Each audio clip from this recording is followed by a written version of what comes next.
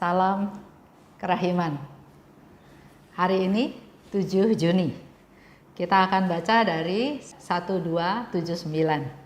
Bicara tentang pengajaran ilahi. Kita mulai ya. Dalam nama Bapa dan Putra dan Roh Kudus. Amin.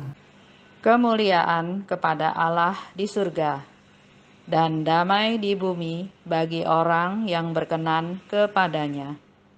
Kami memuji Dikau, kami meluhurkan Dikau, kami menyembah Dikau, kami memuliakan Dikau, kami bersyukur kepadamu karena kemuliaan-Mu yang besar.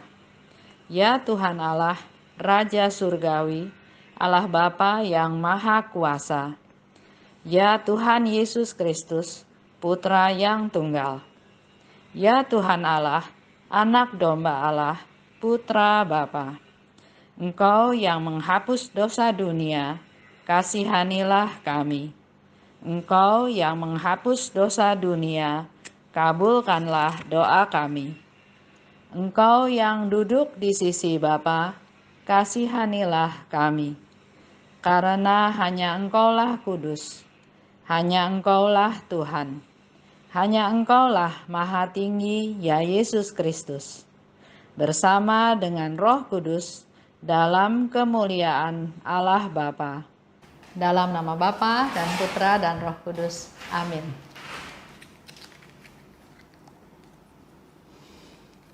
Satu, dua, 79. Tuhan memberi aku pengetahuan tentang rahmat yang terus-menerus Ia limpahkan kepadaku. Terang ini menembus diriku semakin lama makin dalam, dan aku menjadi tahu akan perkenan Allah yang tak terselami terhadap aku. Aku tinggal dalam kamarku untuk melambungkan doa syukur yang panjang, sambil menundukkan wajahku ke lantai dan mencucurkan air mata syukur. Aku tidak dapat bangkit dari lantai karena setiap kali aku mencoba bangkit, terang Allah memberi aku pengetahuan baru mengenai rahmat-Nya. Baru sesudah percobaan yang ketiga, aku dapat berdiri. Sebagai anak Bapa surgawi, aku merasakan bahwa segala sesuatu yang dimiliki Bapa juga milikku. Ia sendiri mengangkat aku dari tanah hingga kepada hatinya. Aku merasakan bahwa apa saja yang ada itu adalah milikku semata-mata. Tetapi aku tidak menginginkannya sama sekali, sebab Allah sendiri sudah cukup bagiku. Sini dikatakan, Tuhan memberi aku pengetahuan tentang rahmat terus-menerus Ia limpahkan kepadaku. Jadi banyak rahmat-rahmat yang Tuhan limpahkan. Dan rahmat itu ada yang Suster Faustina mengerti, ada yang Suster Faustina nggak mengerti. Tapi semua yang terjadi dia terima sebagai rahmat. Sebelum 1279, saya ingin ajak Bapak Ibu lihat dari 1276.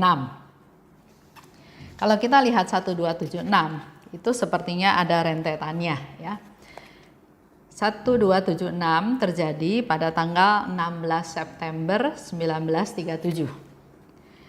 Kejadiannya di rumah sakit, di sanatorium. Suster Faustina rencana melakukan jam kudus ya. Jadi walaupun dia sakit, dia berusaha tetap melakukan rutinitas atau hal-hal yang semakin dia dekat dengan Tuhan. Tapi ternyata nggak bisa.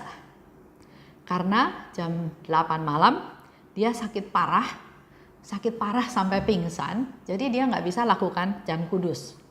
Dan itu berlangsung selama 3 jam. Sakit yang mencengkam sampai dia pingsan.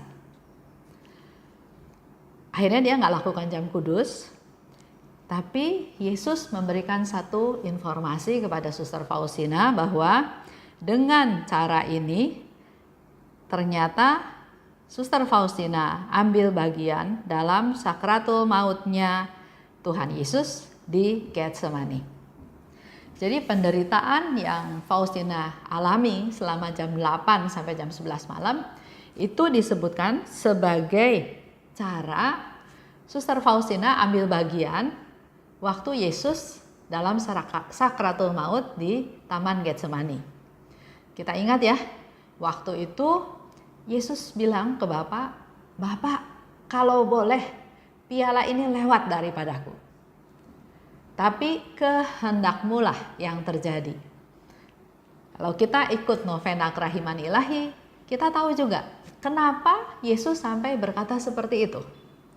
Karena dia bilang, dia bisa ngomong seperti itu karena dia ingat akan jiwa yang suam-suam kuku, yang tidak panas, yang tidak dingin. Jiwa-jiwa itulah yang paling menjijikan, kata Yesus. Menjijikan hatiku. Hatiku sangat pedih karena jiwa yang suam-suam kuku. Nah, penderitaan dalam sakratul maut itu Yesus berbagi dengan Suster Faustina, di mana selama 8 sampai jam 11 malam Suster Faustina juga merasakan sakratul maut itu. Sakit yang mencekam, bahkan dia sampai pingsan. Dan ternyata dikatakan Tuhan memberi aku pengetahuan tentang rahmat yang terus-menerus dilimpahkan. Apa yang Tuhan mau informasikan kepada Suster Faustina dengan dia menderita sakratul maut, mengambil bagian dari penderitaannya Yesus? Rahmat apa yang Tuhan mau berikan atau mau sampaikan atau mau informasikan kepada Suster Faustina? Ternyata penderitaan-penderitaan tersebut jadi silih untuk ibu-ibu yang melakukan aborsi. Nanti Bapak Ibu bisa baca ya dengan lebih teliti di 1276. Yesus meminta Santa Faustina untuk mengalami sakratul maut selama 3 jam itu, sehingga dia tidak bisa melakukan jam kudus. Untuk apa? Untuk menjadi silih atas ibu-ibu yang melakukan aborsi. Kita tahu ya, kita juga pernah dengar, saya juga pernah dengar di TV, diketemukan tulang belulang dari janin, dari bayi, mungkin tempurung kepalanya ya, di sebuah klinik, dikubur di belakang atau di taman. Itu terjadi praktek-praktek aborsi. Dan Tuhan minta Suster Faustina mengalami penderitaan tersebut untuk menjadi silih untuk wanita-wanita yang melakukan aborsi. Ada yang tahu bahwa itu berdosa, tapi ada juga yang cuek, yang masa bodoh, yang mungkin nggak tahu bahwa itu dosa. Ada teman saya cerita, dia belum Katolik, dia bilang dia punya anak perempuan, dia punya anak lagi perempuan, dia punya anak lagi perempuan, yang keempat dia takut perempuan lagi. Jadi terjadilah aborsi. Setiap hamil diaborsi, setiap hamil diaborsi. Dan enggak merasa bersalah, enggak merasa bahwa itu dosa. Menurut dia wajar aja. Karena saya mau anak laki, saya takut itu anak perempuan lagi, saya enggak mau dan saya buang. Sesederhana itu. Tapi suatu hari dia akhirnya juga menjadi Katolik. Dia tahu bahwa itu berdosa.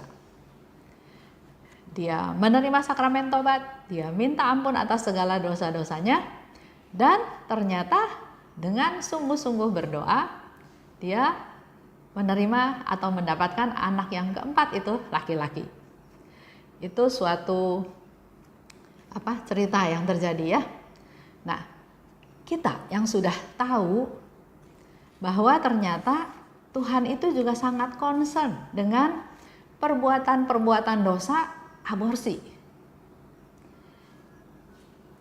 Dan dia nggak mau ibu-ibu itu terus hidup dalam dosa. Oleh sebab itu, Suster Faustina diberi pencerahan mengenai suatu rahmat di mana dia menjadi silih untuk para wanita yang melakukan aborsi. Sekarang kita mau menggali lagi lebih lanjut. Ada sementara orang menganggap, ya saya nggak mau punya anak saya sudah banyak, keadaan ekonomi saya tidak memungkinkan, sudah buang saja tanpa merasa berdosa. Padahal kita tahu ya, pada waktu terjadi pembuahan, pada waktu Tuhan memberikan nyawa kepada janin tersebut, itu sudah jadi, sudah janin, sudah bayi. Dan kita dengan seenaknya melakukan aborsi.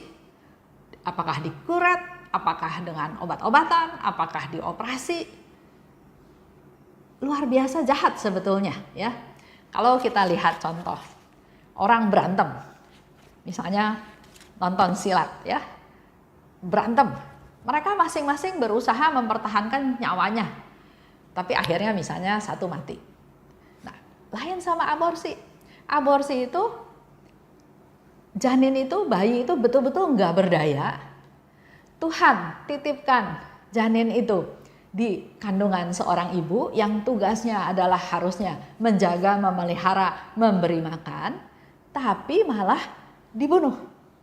Jadi kalau bicara itu, kejahatannya lebih jahat daripada orang yang berantem dan salah satu dibunuh. Karena si janin ini, si bayi ini nggak bisa bela diri. Dia nggak berdaya dan semena-mena si ibu menggugurkan, melakukan aborsi. Jadi ini juga satu masukan buat kita semua. Kita ayo rajin-rajin juga berdoa untuk ibu-ibu yang melakukan aborsi. Untuk para dokter bidan yang memfasilitasi supaya terjadi aborsi tersebut. Juga kita berdoa untuk janin-janin yang tidak berdaya, yang dibunuh sedemikian rupa. Saya pernah adakan seminar ya mengenai aborsi di salah satu paroki. Ternyata dari hasil survei, dengan gampangnya mereka bilang, saya nggak mau tambah anak, keadaan ekonomi saya nggak memungkinkan, saya nggak mau anak, saya malu, saya masih mau sekolah, saya nggak cinta, hanya nafsu, dan seterusnya alasannya. Kita juga berdoa buat aborsi yang dilakukan karena korban. Apakah korban perang ataukah korban perkosaan? Si bayi ini nggak berdosa. Tapi si orang tua, terutama ibunya, mamahnya, merasa ini korban perkosaan, saya nggak mau anak ini. Ini korban perang, saya nggak mau anak ini. Mari kita berdoa supaya mereka punya kesadaran. Sudah terjadi, yang perlu dilakukan adalah bagaimana melanjutkan kehidupan tersebut, bukan malah membunuh. Jadi ibu-ibu itu perlu kita doakan, karena ternyata mereka adalah pembunuh yang kejam. Ya. Kita lanjut ke 1279. Di situ Suster Faustina bilang, Tuhan Yesus memberi aku pengetahuan tentang rahmat yang terus-menerus Ia limpahkan kepadaku. Yaitu tadi ya, rahmat berdoa untuk ibu-ibu yang melakukan aborsi. Terang ini menembus diriku, makin lama makin dalam. Dan aku menjadi tahu akan perkenan Allah yang tak terselami terhadap aku. Aku tinggal dalam kamarku untuk melambungkan doa syukur yang panjang. Dengan Faustina memperoleh pencerahan, dia berdoa, bersyukur dalam doa syukur yang panjang, karena ternyata Tuhan pakai Suster Faustina untuk menyelamatkan jiwa daripada wanita-wanita yang melakukan aborsi tersebut. Dia menundukkan kepala, dia menangis syukur, karena ternyata masih Tuhan kasih kesempatan untuk para wanita yang melakukan aborsi tersebut. Karena terang Allah memberi aku pengetahuan baru mengenai rahmat-Nya. Jadi di sini juga kita belajar satu hal ya. Ada rahmat yang jelas-jelas kita tahu, Tuhan saya minta rahmat kesabaran. Tuhan kasih kita masalah, kita bisa mengatasi masalah tersebut dengan rahmat kesabaran yang Tuhan kasih. Ada juga rahmat kerendahan hati. Kita dihina, kita dilecehkan, kita ditipu, kita enggak balas, kita serahkan semuanya pada Tuhan, kita mengaku itu kesalahan kita apa-apa, kita rendah hati. Tapi seperti yang hari ini Suster Faustina ceritakan, ada rahmat yang kita juga nggak ngerti. Ada kejadian di dalam hidup kita, di dalam keluarga kita, yang mungkin kita juga nggak ngerti. Tapi kita belajar dari Suster Faustina, bersyukur atas segala yang terjadi dan minta pencerahan, minta Tuhan buka supaya tahu rahmat apa yang Tuhan kasih dan apa maksudnya. Ya, sehingga di sini dikatakan terang Allah. Jadi kita juga minta kepada Tuhan terang Allah untuk supaya memberi pengetahuan kepadaku mengenai rahmatnya. Sesuatu yang dari Tuhan itu adalah rahmat. Yang keempat, aku merasa bahwa apa saja yang ada adalah milikku semata-mata. Sedemikian bersatunya Suster Faustina dengan Tuhan, sehingga dia rasakan apa aja itu Tuhan kasih pada dia. Apa aja itu adalah milikku juga, ya. Tapi aku tidak menginginkannya. Suster Faustina nggak perlu hal-hal yang seperti itu. Karena dikatakan sebab Allah sendiri sudah cukup bagiku. Allah sendiri sudah cukup bagiku. Jadi kalau Faustina punya kesimpulan bahwa saya nggak peduli yang lain, saya nggak perlu yang lain, Allah aja cukup bagiku. Karena dia segala-galanya buat aku, dia kekuatanku, dia penyelamatku, dia penghiburku, dia mempelaiku, dia yang memberi aku hidup, menemani aku, yang besertaku, yang apapun yang Suster Faustina butuhkan, Tuhan ada untuk Suster Faustina. Hari ini kita bahas tentang pengajaran ilahi. Mari Bapak Ibu, kita semua punya tugas ya, berdoa sekali lagi untuk para ibu yang melakukan aborsi. Kita berdoa juga untuk para janin bayi yang dibunuh dengan cara seperti itu. Kita berdoa juga untuk para dokter, suster, bidan yang melakukan aborsi bukan untuk menolong yang si ibu, tapi untuk bisnis supaya dapat uang banyak. Ya. Dan kita juga berdoa supaya keadaan ini, supaya orang semakin sadar, semakin mengerti bahwa hal itu adalah satu pembunuhan. Bukan sesederhana itu bayar dokter, dikeret, terus selesai. Saya tutup dengan satu cerita ya. Pernah di ruang adorasi, saya lagi berdoa, saya dengar suara orang nangis. Jadi terisak-isak ya. Jadi saya lihat kiri kanan siapa yang nangis. Ternyata ada satu anak muda sedang nangis terisak-isak. Saya cuma pikir, ya sudah, mungkin dia terbeban berat, dia banyak masalahnya, dia berdoa dan mengungkapkan seluruh kesedihannya kepada Tuhan. Sudah selesai adorasi, saya keluar dari ruang adorasi. Ternyata dia juga ikut keluar. Karena dia ikut keluar, jadi saya tanya, ada masalah apa sampai segitu sedihnya? Kemudian dia cerita, dia bilang dia punya pacar, belum menikah, sudah melakukan hubungan dan ternyata pacarnya hamil. Karena situasinya enggak memungkinkan katanya ya, jadi si pacar ini mau menggugurkan kandungannya. Dia sebagai laki-laki yang walaupun belum menikah, tapi dia bilang jangan, itu membunuh, saya mau bertanggung jawab. Jadi mau menikah ceritanya ya, tapi pacarnya nggak mau, nggak tahu bagaimana ceritanya, tahu-tahu si pacarnya sudah menggugurkan kandungan tersebut. Jadi dia merasa berdosa, dia merasa bersalah, dia merasa sedih. Terus saya bilang, ya sudah, karena toh sudah terjadi, kamu ketemu sama Romo saja, menerima sakramen tobat, mengaku segala kesalahan kamu. Ya udah, udah Bu, saya sudah lakukan itu. Nah kalau sudah lakukan itu, Tuhan sudah ampuni kamu, sudah selesai. Enggak, saya masih merasa saya bersalah. Saya selalu terngiang-ngiang bahwa kamu berdosa gitu. Apalagi saya melihat satu flyer Dia kasih lihat saya flyernya, di situ ditulis bahwa berdosa orang-orang yang melakukan aborsi dan seterusnya. Saya cuma lihat, makanya hati-hati ya, jangan sembarang baca brosur, baca flyer. Terus saya tanya, ini dapat dari mana? Dari gereja. Jadi dia punya pemikiran, semua flyer, brosur yang ada di gereja itu benar, otentik kebenarannya. Saya baca, saya bilang, ini salah.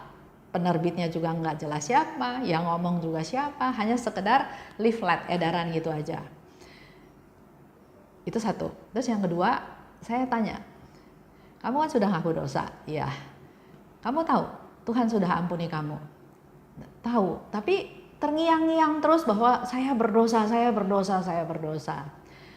Kemudian saya bilang, itu pasti bukan dari Tuhan. Itu pasti bisikan setan yang membuat kamu itu biar tertekan. Jadi terngiang-ngiang terus kamu berdosa. Sebetulnya kalau kamu sudah ngaku dosa kamu harus percaya bahwa Tuhan itu Maha Rahim dan Tuhan sudah mengampuni dosa kamu. Kalau kamu masih enggak percaya bahwa Tuhan mengampuni kamu, berarti kamu enggak percaya pada Tuhan yang bisa mengampuni kamu. Kemudian dia minta didoakan.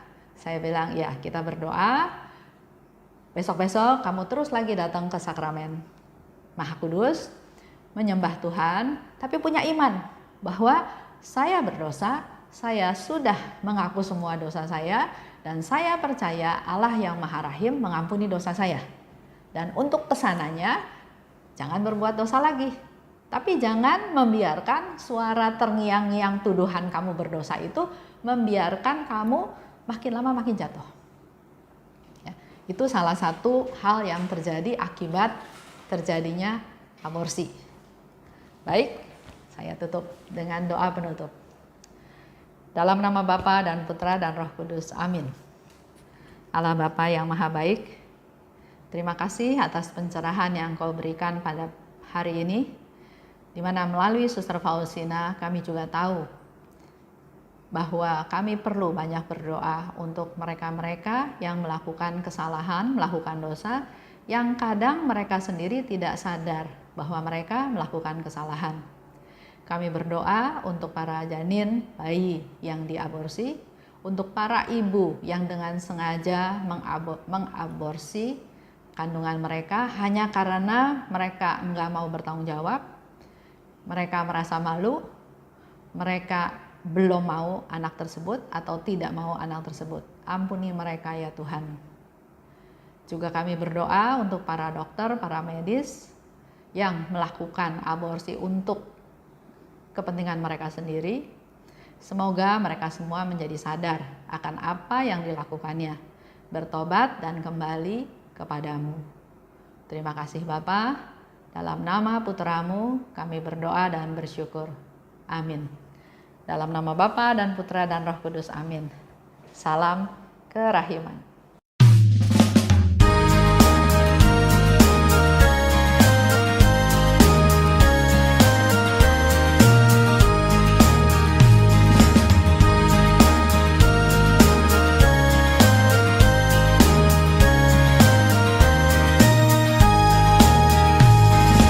Berbahagialah jiwa yang menyerukan kerahiman Tuhan. Jiwa itu akan dibela oleh Tuhan sebagai kemuliaan-Nya. Pujilah kerahiman Tuhan dengan mengandalkan kerahiman-Nya itu. Pujilah kerahiman Tuhan sepanjang hidupmu. Pujilah kerahiman Tuhan dengan mengandalkan